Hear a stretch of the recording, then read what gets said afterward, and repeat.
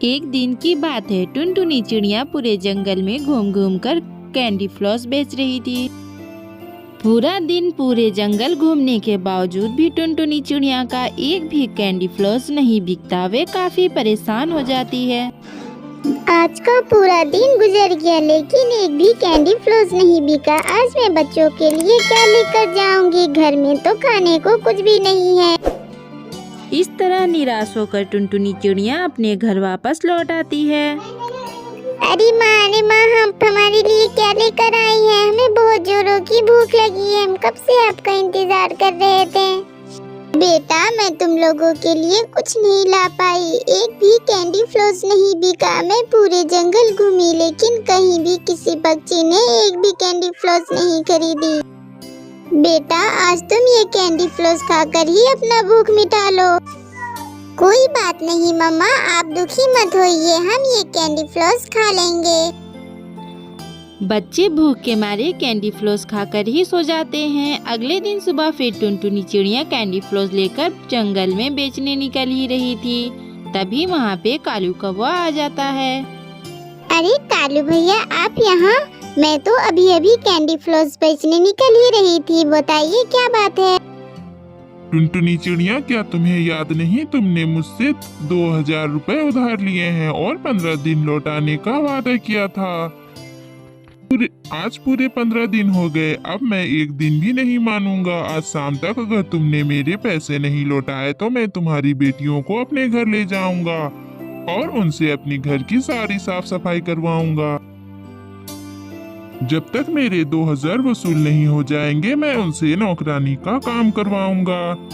अब फैसला तुम्हारे हाथों में है, शाम तक पैसे दोगी या नहीं? अरे नहीं कालू भैया ऐसा मत कीजिएगा, मैं आपको शाम तक पैसे दे दूंगी। फिर कालू कौवा वहाँ से चला जाता है। टुनटुनी चिड़िया भी परेशान हाल जंगल में कैंडी फ्लॉस बेचने निकल जाती है। आज किसी तरह मेरी कैंडी फ्लॉस बिक जाए। अगर मैंने आज 2000 रुपए कालू कौवे को नहीं दिया तो मेरी बेटियों को ले जाएगा और उनसे जबरदस्ती काम करवाएगा। मेरी बच्चियां अभी बहुत छोटी हैं, उन्हें तो अभी कुछ करने की अकल नहीं है। वे काम कैसे करेंगी? मेरी मासूम बच्चियों पे वे अत्याचार करेगा। टुनटुनी चिड़िया काफी परेशान थी और कैंडी फ्लॉस बेच ही रही थी। फिर सारा दिन निकल जाता है लेकिन टुनटुनी चिड़िया का एक भी कैंडी फ्लॉस नहीं बिकता। वे शाम को घर वापस लौट रही थी। तभी रास्ते में उसे एक पक्षी गिरा हुआ दिखाई देता है।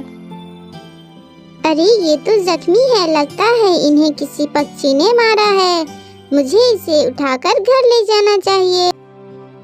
फिर टुनटुनी चिड़िया उस पक्षी को उठाकर अपने घर ले आती है और उसकी मरहम पट्टी करती है। कुछ ही देर में पक्षी को होश आ जाता है। अरे बहन जी आप कहाँ से आई हैं? मैंने आपको रास्ते में बेहोश देखा और काफी जख्मी भी थी, इसलिए मैं आपको अपने घर ले आई। मेरा नाम पिंकी चिड़िया है और मैं दूसरे जंगल से यहाँ आई हूँ। मुझ पे रास्ते में एक चील ने हमला कर दिया था जिसके कारण मैं बेहोश हो गई। ये बातें कर ही रहे थे तभी कालू कौवा वहाँ पे आ जाता है और अपने पैसे फिर से मांगने लगता है। टुनटुनी चिड़िया मेरे पैसे दे दो वरना मैं तुम्हारी बेटियों को ले जाऊंगा। अरे कालू भैया मुझे माफ कर दीजिए, आज मेरे कैंडी फ्लॉस एक भी नहीं बिके। मेरे पास तो खाने को भी कुछ नहीं है। मैं आपके पैसे कैसे दूं? मुझे कुछ दिनों की मोहलत दे दीजिए। नहीं मैं अब कुछ नहीं सुनूंगा। मैं तुम्हारी बेटियों को उठा कर ले जा रहा हूँ। जब तक तुम पैसे नहीं लौटाती ये मेरे घर नौकरानी का काम करेंगी। अरे आप ऐसा कैसे कर सकते हैं? आप इन नन्ही बच्चियों को कहाँ ले जा रहे हैं? मैं आपके पैसे देती हूँ, इन बच्चियों को छोड़ दीजिए। फिर पिंकी चिड़िया कालू कौवे को पैसे दे देती है। आपका बहुत बहुत धन्यवाद बहन जी, आपने मेरी बच्चियों की जिंदगी बर्बाद होने से बचा ली। मैं आपसे वादा करती हूँ कि आपके पैसे बहुत जल्द लौटा दूंगी। टुनटुनी चिड़िया तुमने मेरी जान बचाई है। मैंने तो सिर्फ 2000 ही रुपए दिए हैं। तुमने मुझ पे बहुत बड़ा एहसान किया है। आगे से तुम्हें कभी भी किसी चीज की दिक्कत हो तो मुझसे जरूर कहना। मैं तुम्हारा ये एहसान कभी नहीं भूलूंगी। आज मैं तुम्हारे कारण ही जीवित हूँ। इस तरह टुनटुनी चिड़िया की बेटियां मुसीबत से बच जाती हैं और टुनटुनी चिड़िया अपनी बच्चियों के साथ खुशी खुशी रहने लगती है। ठंड काफी बढ़ गई थी। जंगल में चारों तरफ बर्फ ही बर्फ थे। कहीं भी भोजन का एक दाना नहीं था। कहीं भोजन का दाना था भी तो बर्फ के नीचे दब चुका था। जंगल के सारे पक्षी अब भूख के मारे बेहाल थे। उनको खाने के लिए कहीं भी दाना नहीं मिल रहा था। उन्हें समझ नहीं आता कि वे अपना पेट कैसे भरें। पक्षियों, हमें कुछ न कुछ सोचना होगा। इस भूखमरी का कुछ उपाय निकालना होगा। पिछले 4 दिनों से हमने कुछ नहीं खाया। छोटे छोटे बच्चों का तो भूख से बुरा हाल हो रहा है। हमें किसी तरह कहीं न कहीं से भोजन का जुगाड़ करना ही होगा। हमें तो मालूम भी नहीं कि ये ठंड और कितनी बढ़ेगी। पता नहीं ये ठंड कब तक रहेगा। हाँ टुनटुनी चिड़िया, तुम बिल्कुल ठीक कहती हो। हमें इसका समाधान निकालना होगा। हम अपने बच्चों को और भूखा नहीं देख सकते। जंगल के सभी पक्षी इस तरह आपस में बातें करते करते एक फैसला लेते हैं। तो पक्षियों, अब हम अपनी भूखमरी का समाधान निकाल चुके हैं।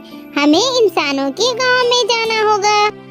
वहाँ तो अब इंसानों की फसल कट रहे होंगे। हमें वहीं से कुछ भोजन के दाने थोड़े थोड़े लाकर इकट्ठे करने होंगे, जिससे हम सभी पक्षी भोजन को आपस में बांट लें। इस तरह जंगल के सभी पक्षियों को खाने को दाना मिलेगा और कोई भी पक्षी भूख से नहीं मरेगा। हाँ, तुम बिल्कुल ठीक कह रहे हो। कुछ पक्षी भोजन को जाएंगे और कुछ पक्षी जंगल के बच्चों की हिफाजत करेंगे। पता नहीं इस बुरे वक्त में कौन हमारा दुश्मन हमारे बच्चों पे हमला कर दे।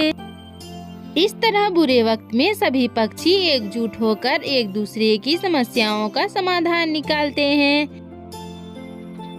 सुबह होते ही कुछ पक्षी इंसानों के गांव में भोजन लाने चले जाते हैं। वे अपनी चोंच में थोड़ा थोड़ा दाना दबाकर शाम तक घर लौट आते हैं। इस तरह थोड़ा थोड़ा कर कई दिनों तक वे अपने लिए भोजन लाते हैं और इकट्ठा कर कर सभी पक्षी आपस में बांट लेते हैं। हमारी कुछ दिनों की मेहनत बहुत काम आया। अब इस दाने को हम पूरे ठंड बैठकर खा सकते हैं। इस तरह जंगल के सभी पक्षी एक दूसरे के साथ मिलजुल कर ठंडी का वक्त अच्छे से गुजार लेते हैं। एक समय की बात है, कालू कौवा अपने 2 भाइयों के साथ रहता था। कालू कौवा का परिवार बहुत ही ज्यादा गरीब था। वे तीनों भाई किसी तरह मजदूरी कर अपना गुजारा किया करते थे। अरे राजू कौवे, चलो हम सब मजदूरी पे चलते हैं। बहुत लेट हो रहा। तुम लोग इतना लेट सोकर उठोगे तो हमें फिर कोई भी काम पे नहीं रखेगा। और तुम लोगों को तो पता है कि पूरे दिन मेहनत करने के बाद भी हम सिर्फ दाल चावल इतना ही पैसा कमा पाते हैं। हमें तो अच्छा भोजन खाने को नसीब भी नहीं होता। हाँ कालू भाई, अब बिल्कुल ठीक कह रहे। अगर हम इसी तरह आलस करेंगे तो फिर हमें भूखा मरना पड़ेगा। ठीक है, अब चलो बाकी की बातें बाद में करना, वरना बहुत देर हो जाएगी। फिर तीनों भाई दूसरे की खेतों पे मजदूरी करने चले जाते हैं। सारा दिन वे मजदूरी करते, शाम को उन्हें कुछ पैसे मिलते।